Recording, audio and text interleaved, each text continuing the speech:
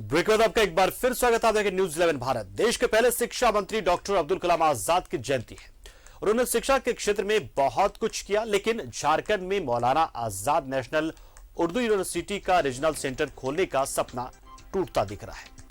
Regional centre की स्थापना के लिए झारखंड में अब तक जमीन नहीं मिल पाई है। वर्ष 2008 से ही यूनिवर्सिटी के लिए जमीन की खोज की जा रही है। उर्दू विषय से उच्च शिक्षा प्राप्त करने को इच्छुक झारखंडी नेशनल उर्दू यूनिवर्सिटी के लाभ से वंचित हो जा रहे हैं।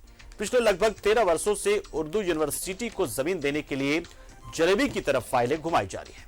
अंचल कार्यालय, समाहरणालय और आयुक्त कार्यालय से होते हुए फाइल राजस्व भूमि सुधार विभाग में दौड़ती रही।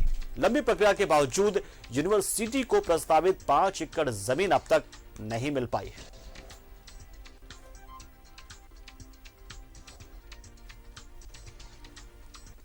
तो 2008 से यूनिवर्सिटी को बनाने को लेकर कवायदे की जा रही है, लेकिन पिछले 13 वर्षों में 1 इंच भी कदम आगे नहीं बढ़ पाया। सिर्फ फाइलें आगे बढ़ते रही हैं।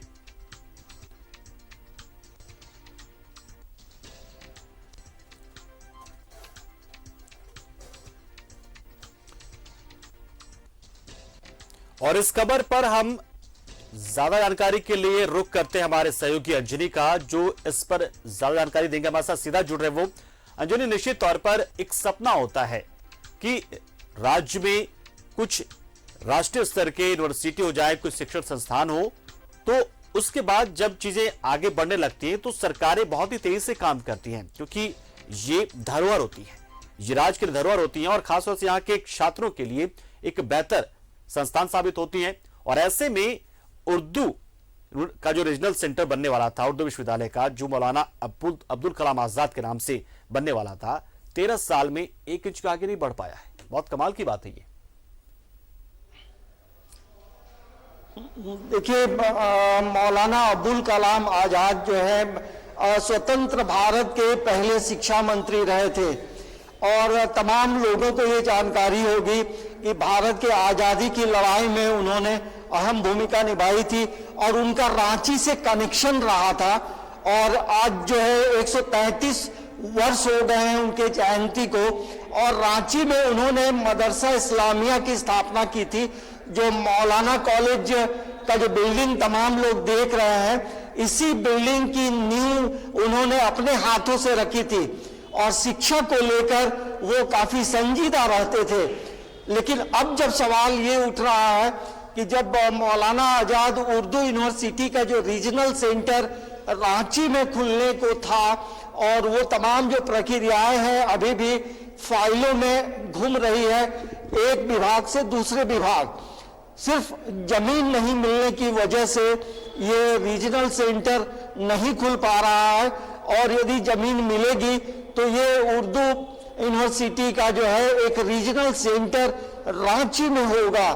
तो अब समझिए कि कितनी बड़ी श्रद्धांजलि होगी मौलाना अब्दुल कलाम आजाद को। रांची में वो 4 साल नजरबंद रहे थे। 1916 से 1920 तक जो है वो रांची में नजरबंद थे। और ये अपर बाजार का इलाका हो, मोराबादी का इलाका हो, इन जगहों में वो ये रांची में रहते थे। रांची में रहते हुए उन्होंने शिक्षा का अलग जगाया और जो मदरसा इस्लामिया की स्थापना रांची में उन्होंने की, उसमें मुस्लिम भाइयों के साथ साथ अपर बाजार के जो मारवाड़ी रहे थे बिजनेसमैन जो यहाँ, उन लोगों ने भी सहयोग किया था। तो एक शिक्षा को लेकर बड़ा संजीदा रहते थे। लेकिन अभी भी यूनिवर्सिटी को लेकर यदि जमीन नहीं मिली है तो ये एक चिंता की बात है। ये 2008 का मामला है। हमारे साथ मौलाना आजाद कॉलेज के यहाँ के स्टाफ है, उनसे बात करते हैं। आज मौलाना साहब की जयंती भी है और एक 2008 में एक मामला आया था कि यहाँ मौलाना आजाद उर्दू यूनिवर्सिटी का रीजनल सेंटर भी खुलना था, लेकिन जमीन आज तक नहीं मिली। जी जी, बहुत पहले ही ये सरकार बोली थी कि जमीन देंगे, लेकिन अभी तक जमीन नहीं मिला। कई बार हम लोग को प्रयास भी किए, लेकिन आज तक उस पर काम नहीं हो पाया। ये बताइए कि हम लोग जहाँ खड़े हैं, यहाँ मौलाना आजाद का कनेक्शन रहा है, मदरसा इस्लामिया की उन्होंने स्थापना की थी, शिक्षा को लेकर वो काफी संजीदा रहते थे। आज उनकी जयंती है, क्या कहेंगे? देखिए, मौलाना अबुल कलाम आज़ाद शिक्षा के मामला में हिंदुस्तान में उनका बहुत बड़ा योगदान रहा। चाहे इस्लामी मामलात हो, हायर एजुकेशन हो, लोअर एजुकेशन हो, सब के बारे में उनको गहरी सोच थी, जिनके कारण आज हिंदुस्तान में यूजीसी का नींव पड़ा। उसके बाद देश के प्रथम शिक्षा मंत्री बने। उन्होंने एक अच्छे राइटर थे, एक अच्छे पत्रकार थे, एक अच्छे ऑडिटर थे। तो उनमें सारे गुण थी जिनके कारण आज हिंदुस्तान में हम लोग सभी को याद करते हैं। तो ये देखिए पंकज, मौलाना अबुल कलाम आज़ाद का रांची से कनेक्शन जोड़ेंगे। उनकी जब उनके बारे में यदि कोई बायोग्राफी कोई लिखा जाता है या कोई बड़ी फिल्म बनती है तो रांची कनेक्शन जोड़ना होगा, क्योंकि 4 वर्षों में उन्होंने बहुत कुछ किया था। आप देखिए, रामगढ़ में जो कांग्रेस के अधिवेशन हुए थे तो मौलाना अबुल कलाम आज़ाद भी वहां गए थे। तो रांची उन्होंने कई बार आए थे, लेकिन 4 वर्षों तक पूर्ण रूप से रांची में नजरबंद थे। और यही वजह है कि ये मौलाना अबुल कलाम आज़ाद उर्दू यूनिवर्सिटी का रीजनल सेंटर खोलने के लिए दिल्ली में और जो तमाम जो लोग हैं यूनिवर्सिटी से जुड़े, उनकी एक दिल्ली तमन्ना थी कि जब मौलाना अबुल कलाम आज़ाद रांची में रहे थे, कनेक्शन रहा था, शिक्षा का अलग जगाया था, तो क्यों नहीं एक उर्दू यूनिवर्सिटी का रीजनल सेंटर खोला जाए। लेकिन ये कागजों पे ही रह गया। 2008 में जब चिट्ठी आती है दिल्ली से रांची, लेकिन उसके बाद जो है फाइलें घूमते रहती हैं और आज देखेंगे तो 13 वर्ष हो गए हैं।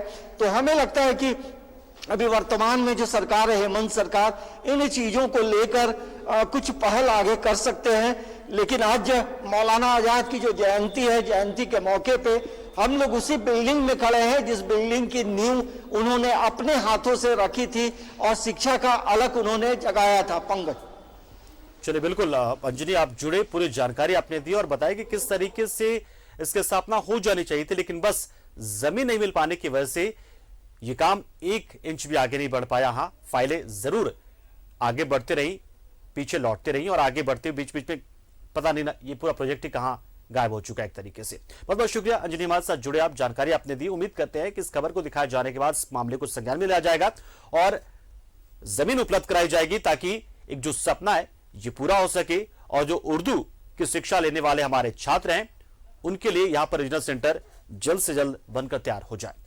फिलहाल इस बुलेटिन में इतना ही, लेकिन खबरों का सिलसिला न्यूज 11 भारत पर लगातार जारी है, तो बने रहिए हमारे साथ, देखते रहिए न्यूज 11 भारत। नमस्कार।